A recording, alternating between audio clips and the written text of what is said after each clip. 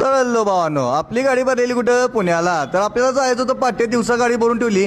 आणि भावांनो, ह्या भाड्यात आपल्याला 750 किलोमीटर टोटल रनिंग करायचं आहे. पुण्याला जाऊन परत तिथनं लोडिंग आपल्याला कोकणचं आहे.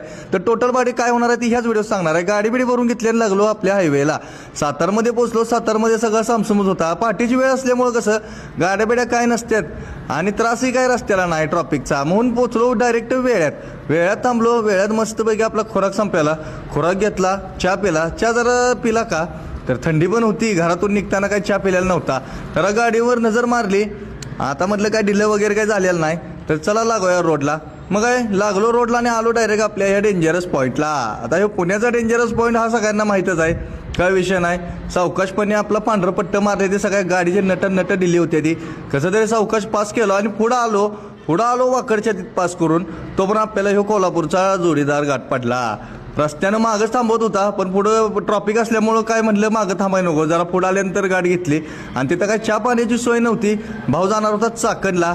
जा म्हणला आता तू चाकणला, मी जातो तळेगावला. मग काय पोचतो पाहिजे दारात.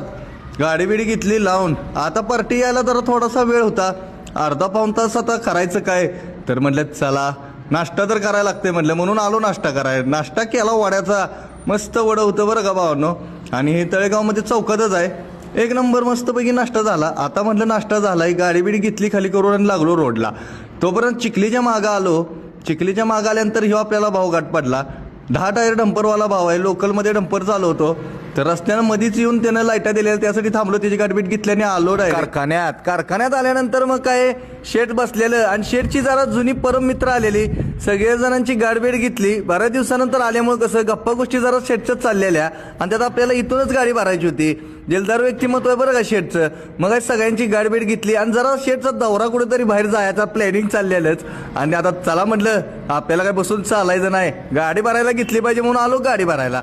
गाडीची लोडिंग चालू होती. मग काय जास्त लोड नव्हता आणि डायरेक्ट आपल्याला इथून कोकणला जायचं होतं बरं का भावांनो. मग आता गाडी बिडी घेतली भरून. आता म्हटलं पॅकिंग करा, व्यवस्थित करायला लागतंय.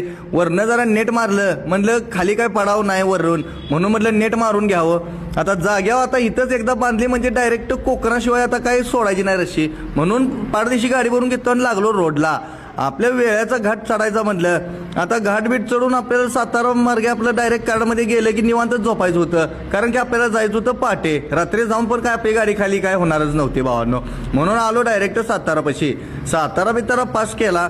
तर भावांनो आपल्याला ह्या टोटल किलोमीटर 750 किलोमीटर रनिंग झालं आणि आपल्याला टोटल भाडे जायचं 7,000 आणि आपल्याला पुण्यावरून कोकणचं त्याचं 10,000 म्हणजे टोटल आपल्याला 17,000 रुपये झाले. तर भावांनो आपलं कसं वाटलं कमेंट करून सांगा. जाताना जरा